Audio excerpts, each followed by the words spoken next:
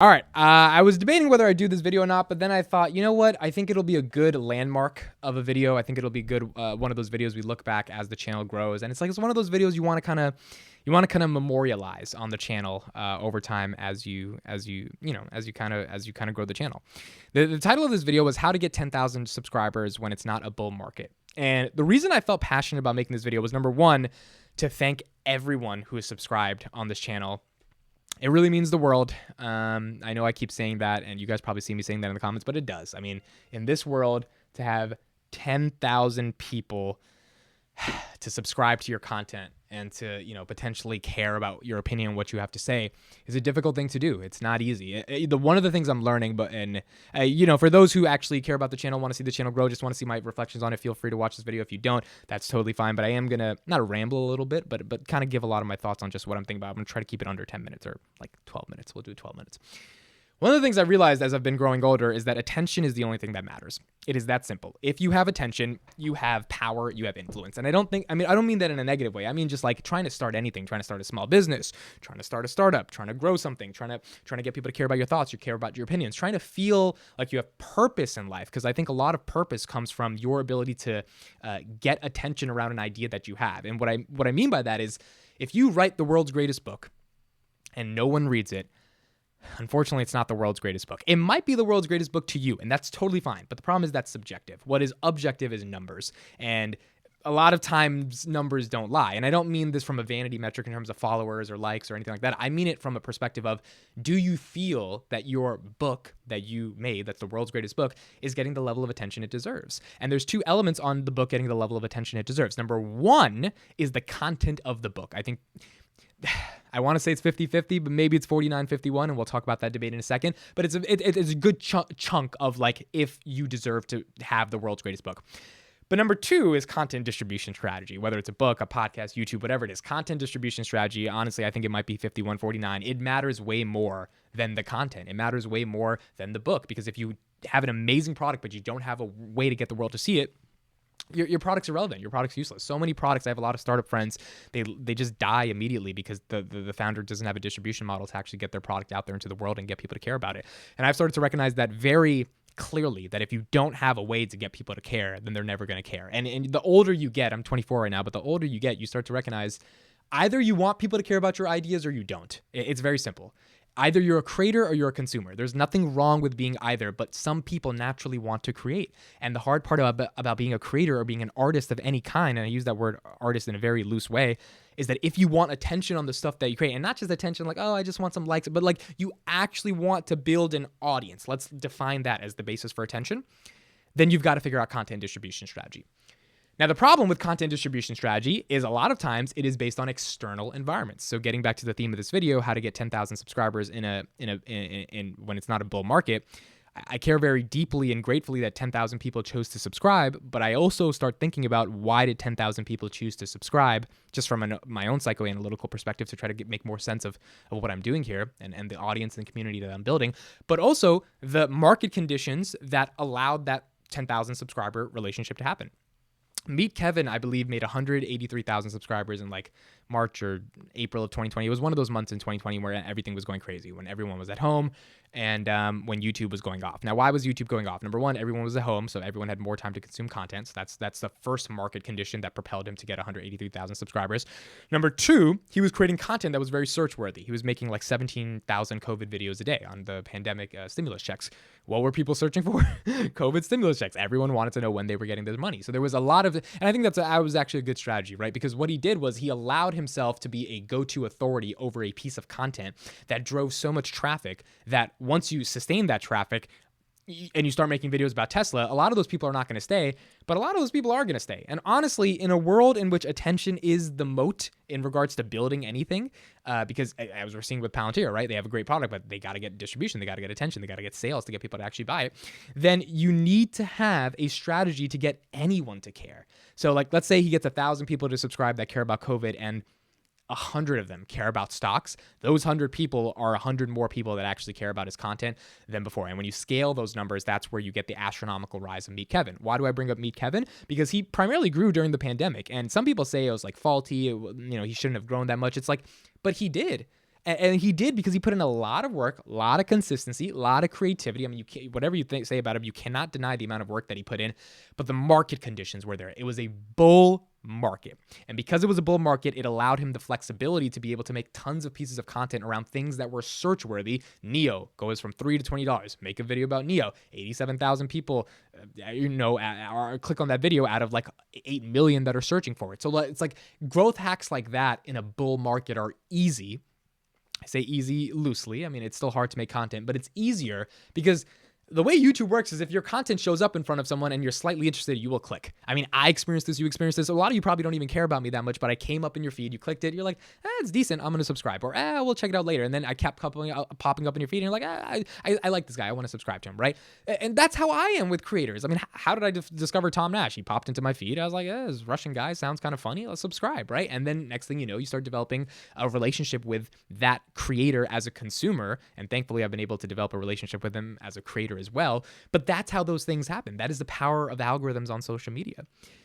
A bull market is what allows that to happen at hyperscale, right? Because everyone is searching around your content and because, or the words that around the key terms around the content that you're creating. So if people are searching for the key terms around the content that you're creating and you're creating that content with those key terms and those videos are popping up when people search for it, naturally you're going to grow.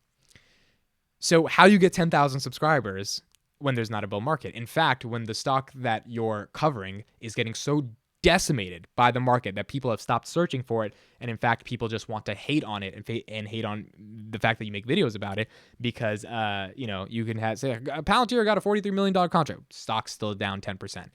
Those types of comments are what you're going to get on every video because the stock is not going to reflect the reality of what the company is doing given the macro level conditions, which means it's not a bull market, which means you're not going to get the search volume, which means you're not going to get the ability to actually grow at exponential rates as if you did have the search value and you were still able to pump out the level of content that I think I've been able to pump out over the past couple months.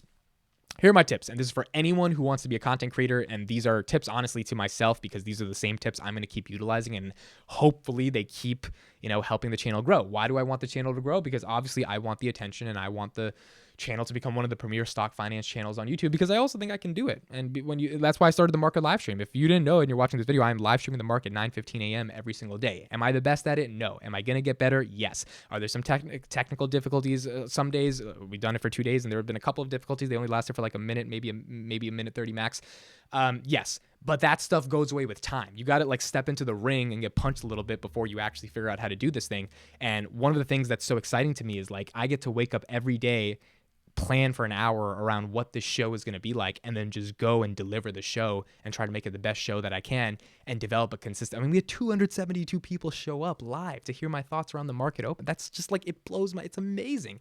And it's what if one day that's 2,000 people? What if one day that's 20,000 people? The opportunities are endless, but the potential to harness those opportunities and actually do something with those opportunities requires a level of consistency in the beginning. So I guess I'll throw out a couple of tips on how 10,000 subscribers can happen in a non-bull market. I want to say it's a bear market. It's basically a bear market in the context of search results, but how do you try to do this? So here are my tips, and here's how I thought of it.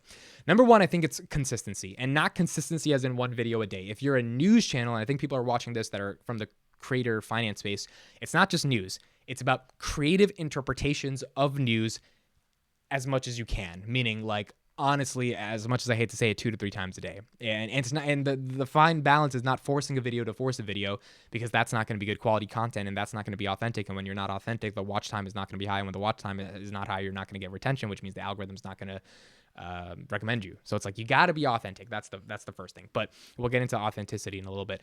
The first thing is the main thing is how can you come up with more and more ideas around the thing that you're covering, without just reporting the news. So it's you have to pick a topic where there's a lot of news, and thankfully it was Palantir. I didn't know that was going to happen, but that's what happened. I was just planning to make videos on the company because the first video I made was I dropped 25,000, so I knew a lot about the company, and then I realized, wait a second, there's a lot to cover about the company. This could be an angle to actually grow a channel in a meaningful way, and I loved, I hope it is authentic, because I'm saying I love the company and I love talking about the company, and 250 videos later, and probably 250 more in the future, it's not going to stop, because I just try to keep figuring it out and keep going. Obviously, I want to diversify more, but that's sort of the core premise. So it's if you can take a premise and you can find out many, many ways to talk about that premise and do it 2 to 3 times a day, and I know that's a lot, but if you can figure that out, then you have a potential, I think, even when it's not a bull market, to still be pumping out the level of content that is needed. So if one video was going to get you 30,000 views in a bull market, now you might have to do 3 videos that will get 10.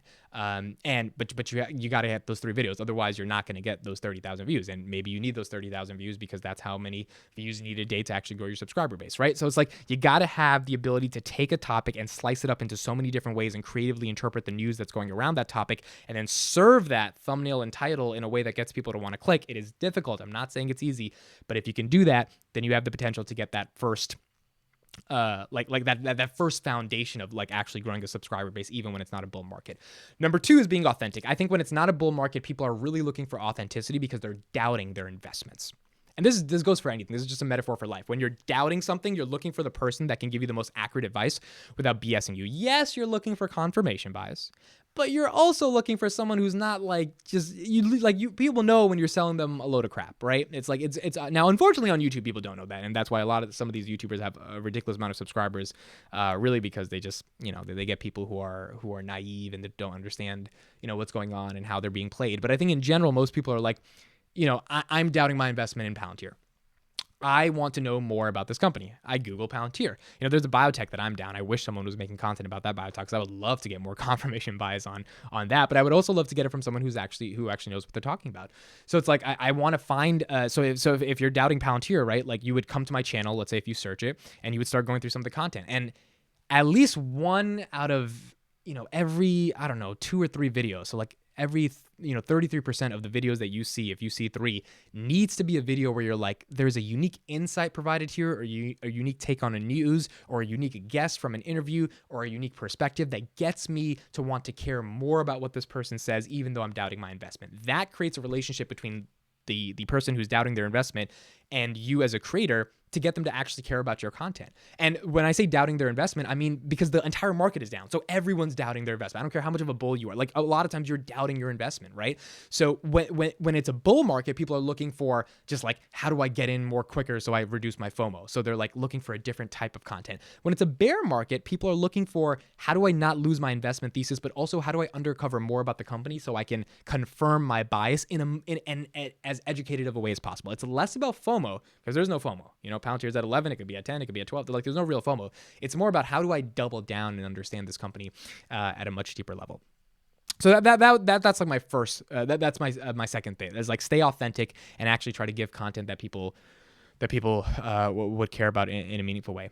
And then my third thing, I think, is just, this is general. It's just like not taking advantage of an audience. Like the week I got 1,000 subscribers, I was just so grateful for it. And I was like, well, how do I keep doing this? Like, how do I keep getting that voice out there? How do I keep growing? How do I keep collaborating? How do I keep finding new people? How do I keep saying yes to more opportunities? This random channel wants to do a podcast with you. How do I say yes before I say no? Like, how do I take more opportunities? How do I make sure to respond to every single comment that I can humanly respond to? Now, I haven't been responding to a lot of comments on the past couple of videos because this week has been hectic and it's getting like, it's a lot of comments at this point, but I see all of them. Like I update YouTube a lot. I see all of them and I try to just like go through old videos, like when I'm just randomly, doing something, I'm like, let me go through a couple of videos and let me just respond to, I organize it by newest first, and then I just respond to all the comments that I haven't seen. I think the metaphor here is not taking your audience for granted, because the number one thing you can do to lose an audience when it's not a bull market is to not actually care about that audience that's giving you their time and attention in a world in which they probably don't need to give you their time and attention because it's not a bull market,